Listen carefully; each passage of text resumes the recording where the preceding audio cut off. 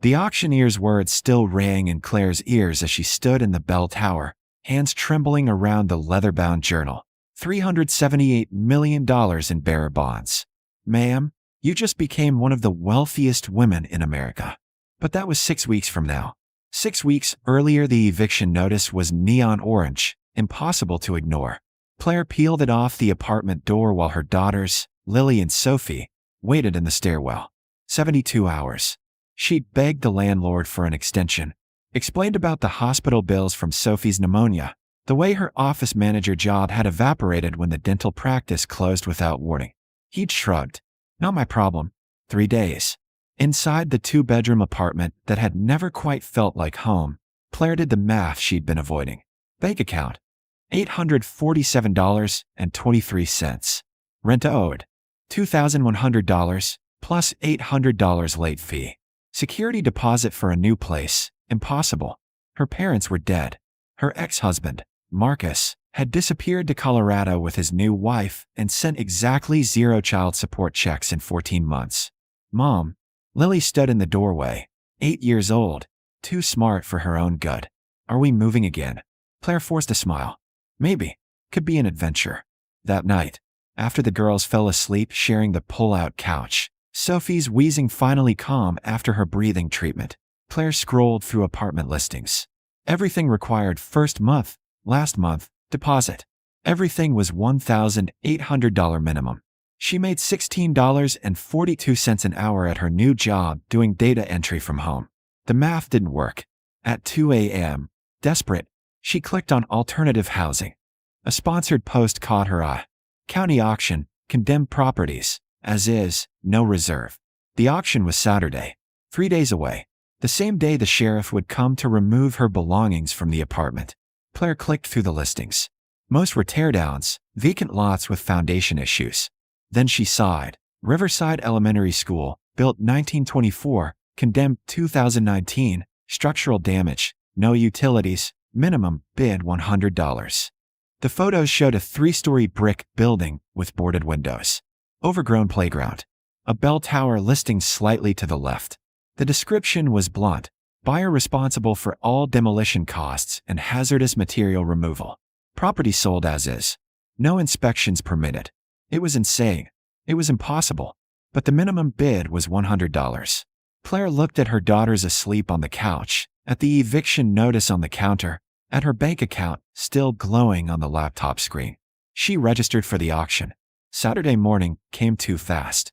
Claire dressed the girls in their good clothes, the ones without stains, and drove to the county courthouse in her Honda with 167,000 miles and a check engine light that had been on for 8 months. She'd withdrawn $250 in cash, everything she could spare. The auction room smelled like burnt coffee and defeat. Folding chairs held contractors with clipboards, investors in polo shirts, a few desperate-looking people like Claire who probably had nowhere else to go. The auctioneer was bored, mechanical. Lot 17, 442 Riverside Elementary. Condemned structure. Minimum bid $100. Do I hear 100? Claire's hand shot up before she could overthink it. 100. Do I hear 150? Silence. The contractors weren't interested in a money pit. The investors had done their research. The school would cost $300,000 to demolish properly. Going once. Going twice. The gavel cracked. Sold for $100 to bidder 23. Claire paid $200 total, $100 bid, $100 in fees, and walked out with a deed to a condemned school building. The clerk had looked at her like she was insane. Maybe she was. Mom, we bought a school. Sophie's eyes were huge. She was 6, still young enough to think this might be exciting. We bought a building, Claire corrected, her stomach churning. We're going to camp there for a little while. Like an adventure. Until I figure out our next step. They drove to the school in silence. Up close, it was worse than the photos. Windows covered in plywood. Graffiti on the brick. The front steps cracked and listing. The bell tower leaned at an angle that made Claire's chest tight. But the door opened. Inside, afternoon light streamed through gaps in the boarded windows, illuminating a lobby with broken tile and water-stained walls. A wooden sign hung crooked. Riverside Elementary, where young minds grow. The girls explored while Claire assessed. The gym might be dry enough to sleep in. There was no electricity, no heat, no running water. But there was a roof.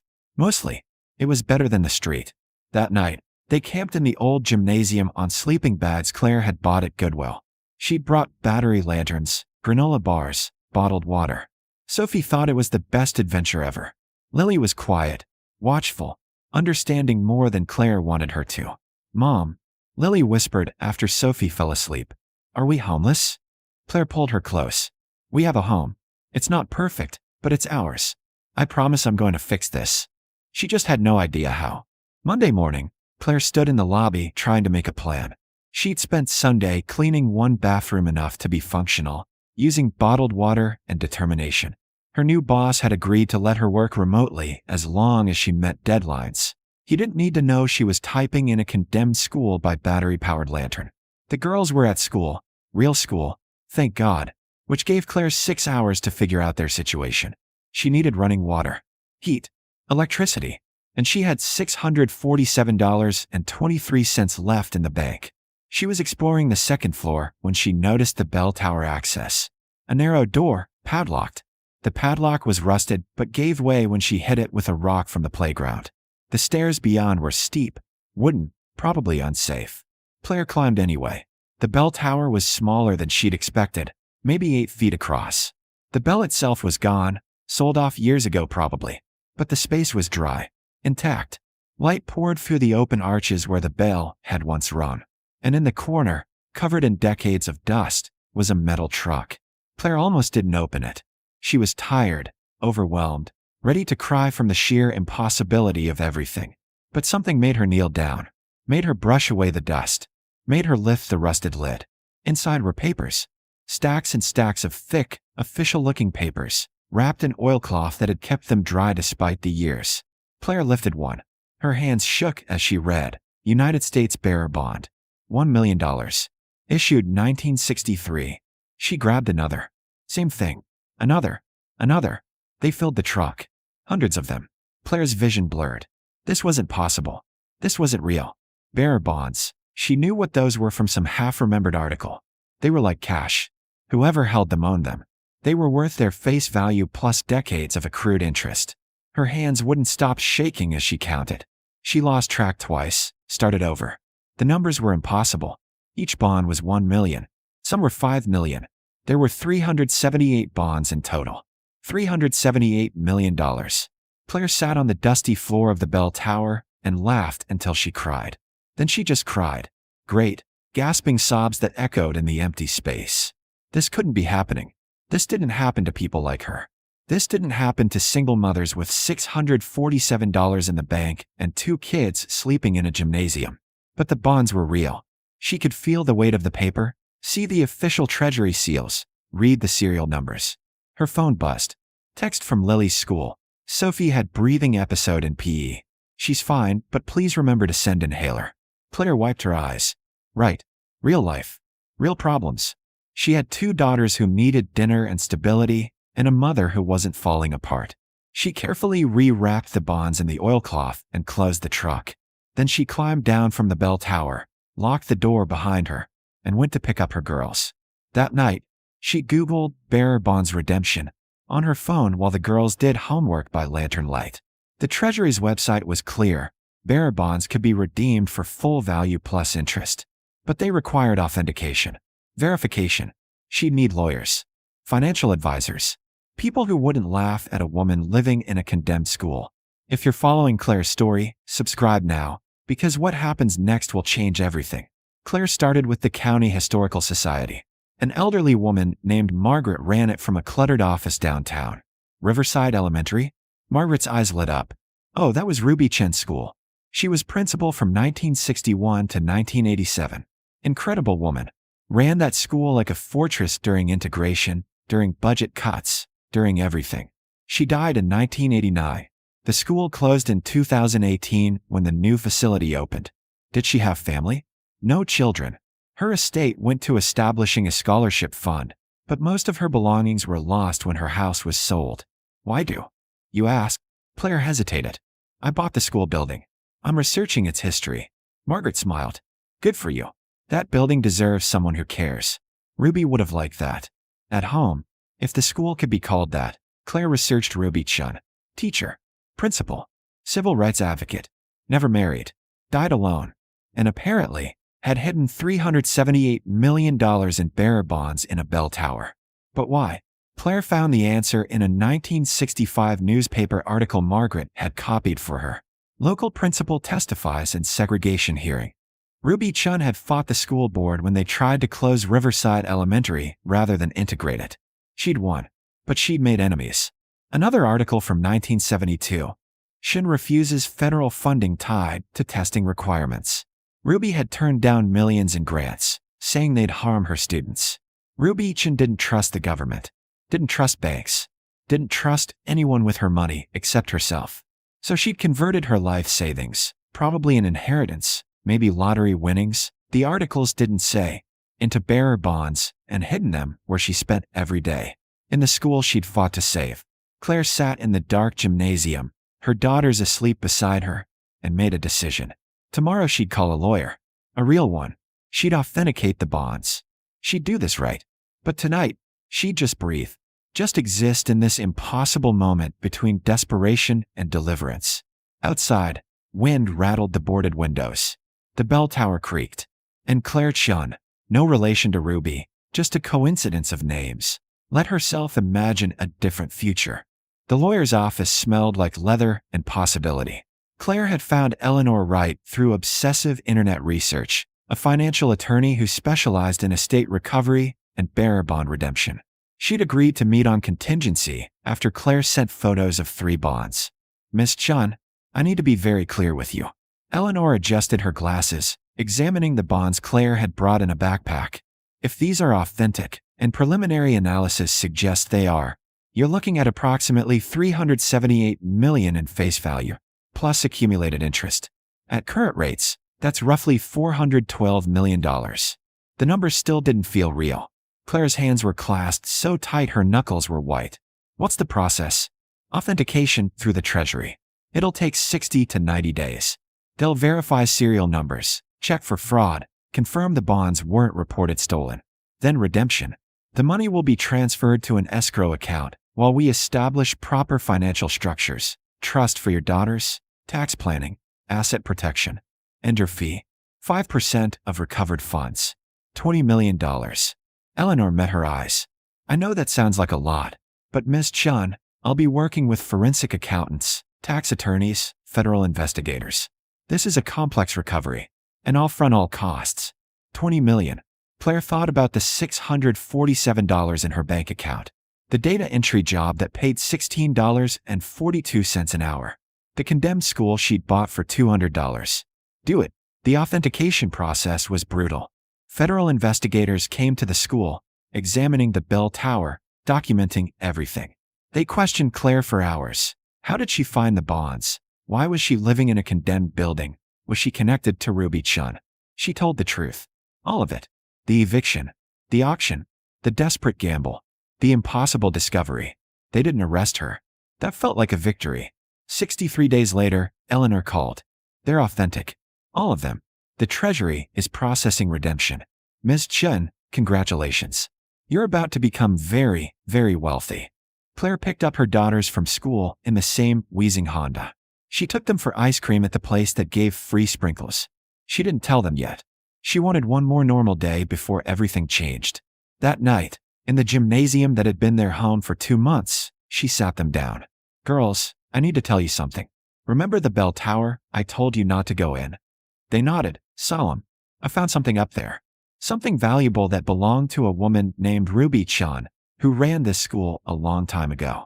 She didn't have family to leave it to, and legally, because I own the building, it belongs to us now. Like treasure. Sophie's eyes went wide. Exactly like treasure. Enough that we don't have to worry about money anymore. Ever. We can have a real home. You can go to good schools. Sophie, you can have the best doctors for your asthma. Lily was quiet, processing. Are we still us? Claire pulled them both close. Always. We're always us. The money transferred 4 weeks later. $412 million, minus Eleanor's fee, minus taxes. Claire walked away with $273 million, give or take. She bought a house first. Not a mansion, A 4-bedroom craftsman in a good neighborhood with a yard and trees, and neighbors who baked welcome cookies. She furnished it simply, made the girls' rooms bright and safe in theirs. Then she bought the school, not to tear down, to restore. She hired architects who specialized in historic preservation, contractors who understood what buildings like Riverside Elementary meant to their communities. It took 18 months and $14 million, but when they finished, the school gleamed. The grand reopening was on a Saturday. Claire stood in the restored lobby, tile repaired, walls painted, the wooden sign refinished, Riverside Elementary, where young minds grow. But now, underneath, the Ruby Chin Center for Educational Excellence. Eleanor stood beside her. You could have demolished this, built luxury condos, made another $100 million. Ruby Chin fought to save this school. She hid her fortune here because she believed in what it represented. I'm not going to be the one who destroys that. The center offered free tutoring, after-school programs, GED classes, and childcare for single parents. Claire had established the Ruby Chin Foundation with $50 million, enough to run the center indefinitely. Margaret from the Historical Society cut the ribbon, tears streaming down her face. Ruby would have loved this. That night, Claire sat in the bell tower, now a small library, windows restored, the space bright and clean. Her daughters did homework at the table where the bond trunk had been. Through the windows, she could see their house 3 blocks away, lights warm against the evening sky. Her phone buzzed. A block number. She almost didn't answer, but something made her pick up. Claire? It's Marcus. Her ex-husband. The man who'd abandoned them, who'd never sent a dime of support. I heard about your situation. The news coverage. I wanted to reach out, see if we could. Claire hung up, then blocked the number. Some doors stayed closed. Sophie looked up from her math homework. Who was that? Nobody important, baby. Lily caught her eye. She understood. She always did. Claire smiled at her, and Lily smiled back. Outside, the sun set over Riverside. The restored bell tower stood straight and true, its windows glowing. In the gymnasium, 20 kids practiced for a community theater production. In the classrooms, adults studied for their GED tests. And in the bell tower library, Claire helped her daughters with homework, made grocery lists for their real kitchen, and planned next month's foundation board meeting. The Honda was gone, replaced by a sensible sedan. The data entry job was gone, replaced by full-time foundation management. The desperation was gone, replaced by purpose. But something stayed the same. Saturday mornings, Claire still took the girls for ice cream with free sprinkles. She still clipped coupons, not because she needed to, but because Ruby Chun had been frugal, and that felt like a legacy worth honoring. She still volunteered at the center, tutoring kids whose mothers worked 3 jobs and counted every dollar. Because she remembered. She'd never forget. The day the sheriff came to evict them. The $200 gamble on a condemned building. The night they slept in a gymnasium with battery-powered lanterns and hope running thin. The bell tower that held everything. A month later, Claire stood at a podium addressing education advocates. Behind her, a photo of Ruby Chun, stern, unsmiling, magnificent. Ruby Chin never had children, Claire said, but she built something that matters. She created a space where kids could grow, where learning was sacred, where every child deserved excellence regardless of what they looked like or where they came from. And when the system threatened that vision, she protected it the only way she knew how. She hid her fortune in the building she loved, trusting that someday, someone would understand its value. She paused, looking at the audience. Single mothers, educators, people who fought every day against systems designed to keep them small. I was evicted with 2 daughters and nowhere to go. I bought a condemned school for $200 because I was desperate. I found $400 million because I was lucky. But I'm standing here because Ruby Chun believes that spaces matter. That education matters. That investing in people who've been overlooked and dismissed and counted out. That matters most of all. Claire smiled. So this is my promise. The Ruby Chin Foundation will fight for every kid whose potential gets ignored. Every parent who's doing everything right and still can't make it work. Every person the world has decided isn't worth the investment. She looked at Lily and Sophie in the front row, healthy and safe in hers. Because sometimes, the condemned building holds everything you need. You just have to be brave enough to see it. The applause was thunderous. But the moment Claire would remember came after, when a young mother approached her. Baby on her hip, eviction notice. Folded in her pocket. Claire recognized the look, the exhaustion, the quiet desperation. Miss Chen? I heard the foundation helps with emergency housing. Claire took her hand. Come with me. Let's talk about what you need. Because she remembered. And she always would. Outside, the bell tower stood watch over Riverside. Inside, the library glowed with warm light. And somewhere, Claire liked to imagine Ruby Chan was smiling. The condemned building had saved them both. Now it was time to save others. One family at a time.